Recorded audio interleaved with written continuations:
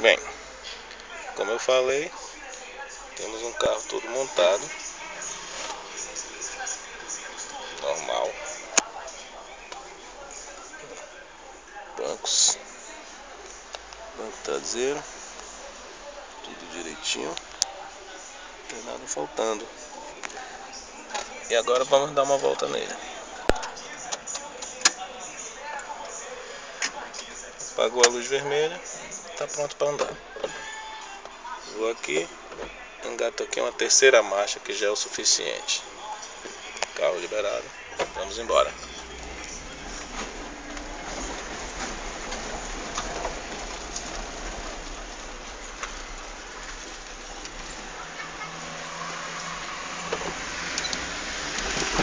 Vocês podem ver que eu não preciso mais trocar marcha.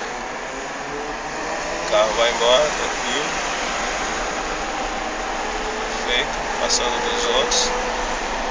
Já vamos na velocidade de 60 km/h, muito boa para a pista.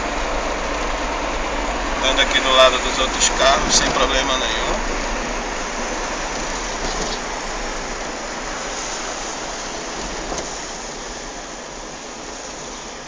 Somente frear, continua na mesma marcha.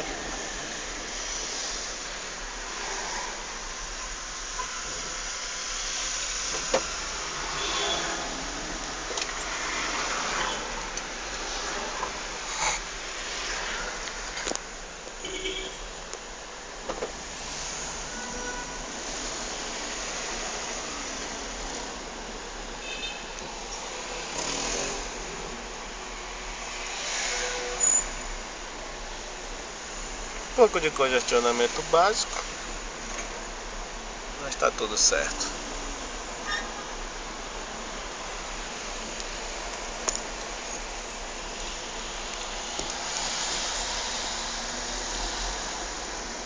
Vamos nós. Lembrando que eu continuo na mesma terceira, que eu saí de lá.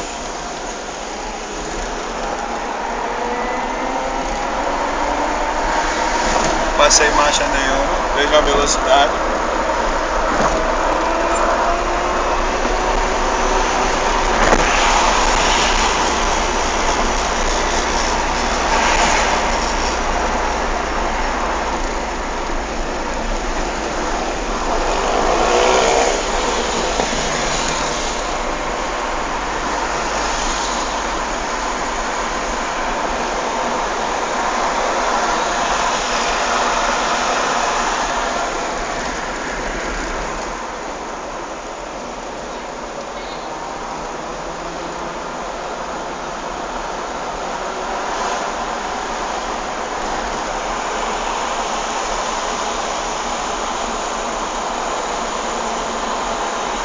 Um carro perfeito para o dia a dia. Não atrapalha trânsito. Tem bastante força, bastante desempenho. Carro bem disposto. Aqui termina nosso passeio.